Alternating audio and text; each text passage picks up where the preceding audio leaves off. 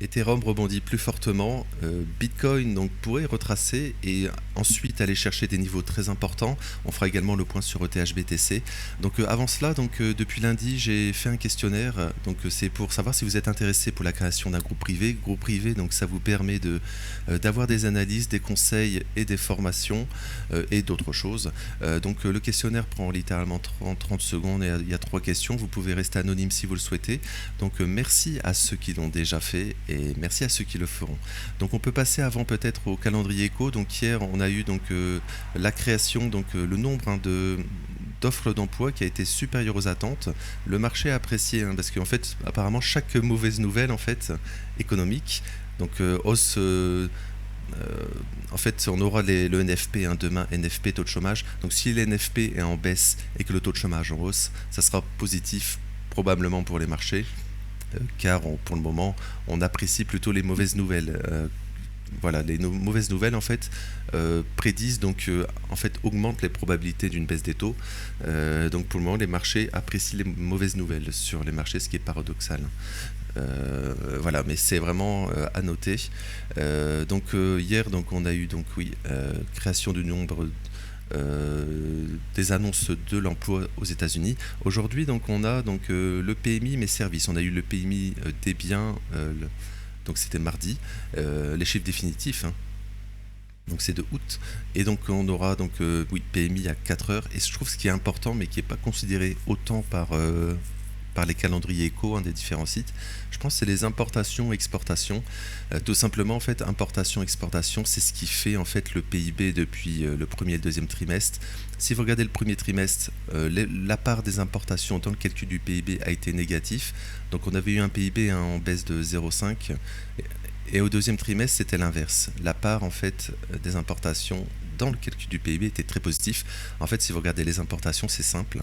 Regardez le premier trimestre, donc janvier, février, mars, on a une très forte hausse des importations.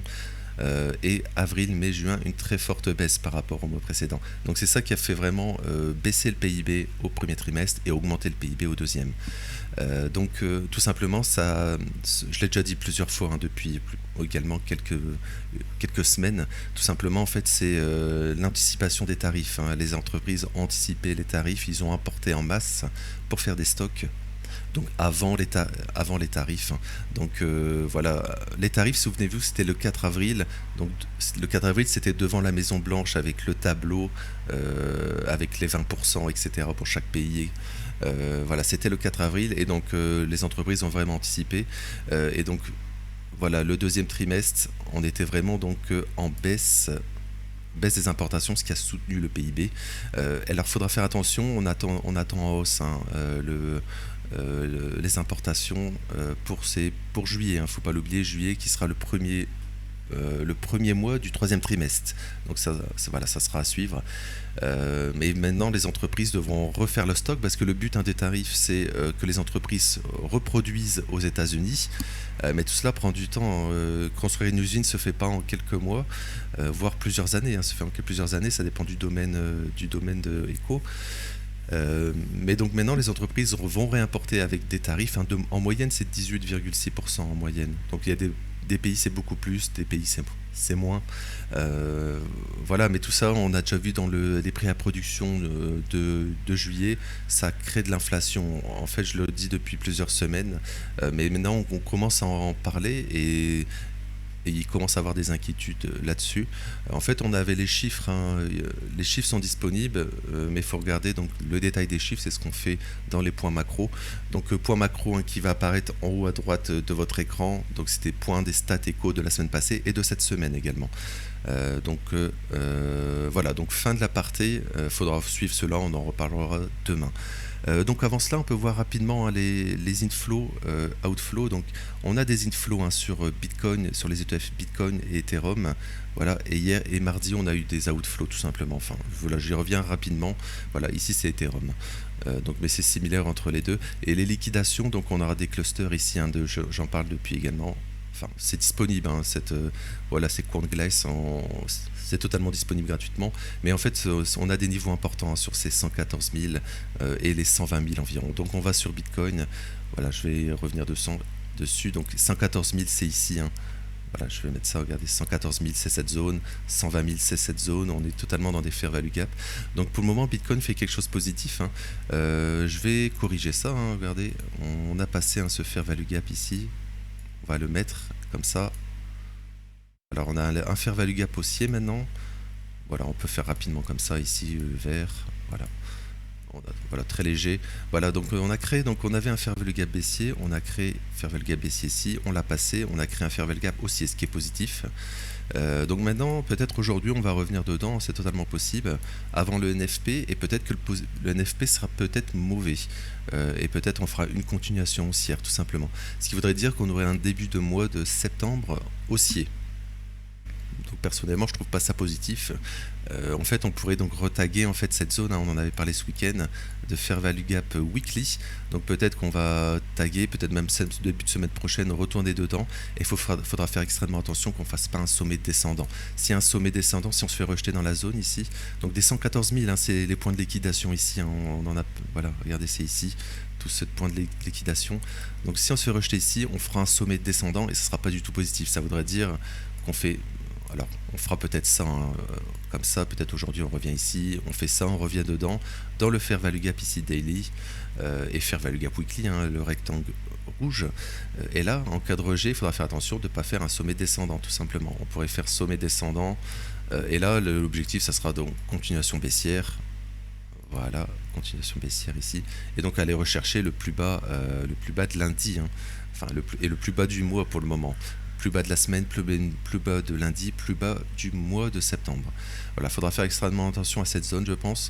Et donc, si on passe cette zone, hein, c'est simple aussi, hein, si on passe les jaunes, on pourra aller donc vers les 120 000 ici, qui est une zone également, hein, de fair value gap 4 heures ici.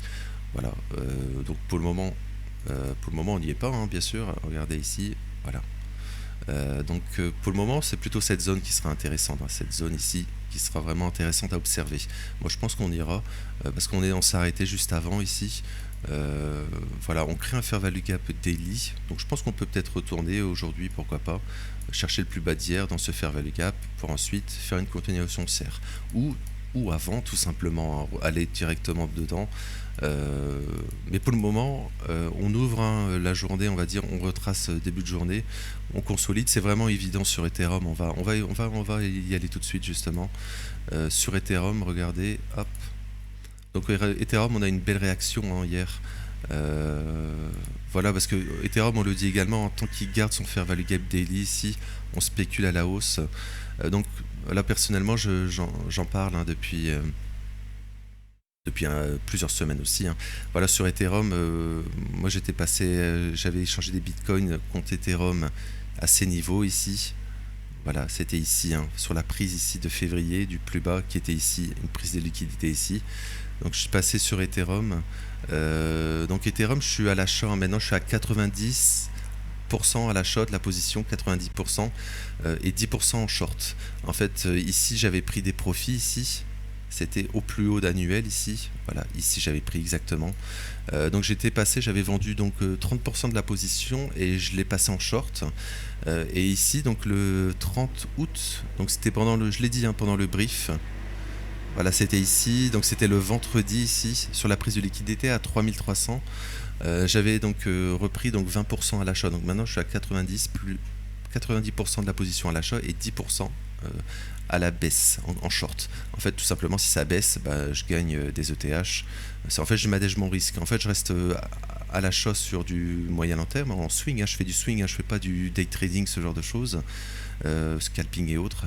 Je fais vraiment du swing trading sur plusieurs mois généralement, et ensuite je manage la position. En fait, j'augmente les risques ou je baisse les risques sur la position. Par exemple, là je suis acheteur, et donc en cas par exemple qu'on va retourner, je pense qu'on retournera, hein, sur un nouvel ATH, sur Ethereum, donc je prendrai des profits, et je prendrai également des positions short sur un nouveau plus haut annuel, tout simplement en fait pour baisser mon risque. Donc je baisserai largement mon risque. Donc si on se fait rejeter tout simplement sur des plus hauts, et qu'on retrace, finalement ça sera tout bénef, on va dire. Ça veut dire que j'aurai toujours des Ethereum sur du long terme et je gagnerai des Ethereum en cas de retracement.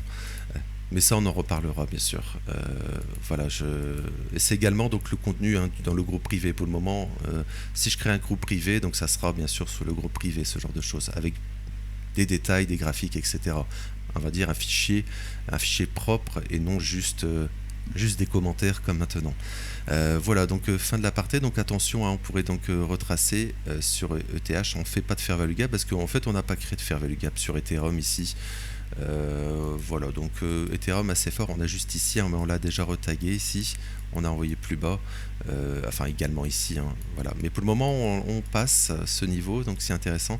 Ethereum est intéressant parce qu'on a débuté donc la semaine en baisse par rapport à Bitcoin.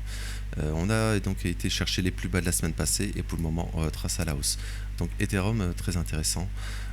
Voilà, donc à court terme, il faut garder toute cette zone, hein, bien sûr. On retravaille, hein, pour le moment la zone. Tout simplement, hein, on est en début de séance, hein, il est très tôt encore, hein, heure française bien sûr, hein, on est toujours très tôt. Je fais des vidéos très tôt justement pour que vous ayez les niveaux également avant, le plus tôt possible finalement, et même pour les gens qui se lèvent tôt pour aller travailler par exemple. Voilà, vous avez donc une vidéo avec les news échos, etc. Les news échos, analyse technique des cryptos, hein, de Bitcoin, Ethereum, et également ensuite je fais également les indices et également ensuite le forex matière première. Donc voilà, fin de l'aparté encore une fois. On va enchaîner pour pas que les vidéos soient trop longues.